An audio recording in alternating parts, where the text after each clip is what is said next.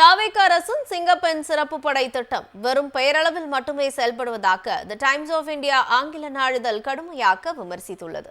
The Times of India ஆங்கில நாளிதழ் வெளியிட்ட செய்தியில், முதலமைச்சர் விஜய் பொறுப்பேற்ற அன்றைய தினமே அவர் அறிவித்த பெண்கள் பாதுகாப்புக்காக சிங்கப்பெண் சிறப்பு அதிரடிப்படை எதுவும் சாதிப்பதற்கான அதிகாரமும் படைபலமும் இல்லாமல் செயல்படுவதாக கூறியுள்ளது.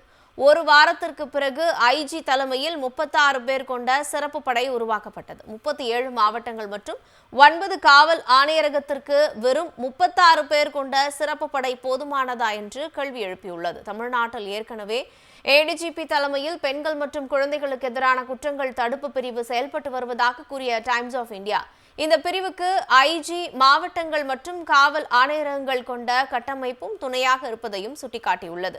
பெண்கள் மற்றும் குழந்தைகளுக்கு எதிரான குற்றங்கள் தடுப்பு பிரிவில் 5300 காவலர்கள் உள்ளனர். மாநிலம் முழுவதும் 244 மகளிர் காவல் நிலையங்கள் உள்ளன. ஆட்கடத்தலை தடுக்க 32 பிரிவுகளும், பெண்களுக்கு எதிரான குற்றங்களை விசாரிக்க 7 புலனாய்வு குழுக்களும், குழந்தைகள் கடத்தலை தடுக்க 43 பிரிவுகளும், 39 சிறார் காவல் பிரிவுகளும் தமிழ்நாடு முழுவதும் செயல்பட்டு வருவதை மேற்கோள் காட்டி, இத்தகைய விரிவான கட்டமைப்பு ஏற்கனவே செய்து வரும் பணிகளை தான் இந்த 36 பேர் கொண்ட சிங்கப்பெண் சிறப்பு படையும் செய்ய உள்ளதாக தி டைம்ஸ் ஆஃப் இந்தியா தெரிவித்துள்ளது.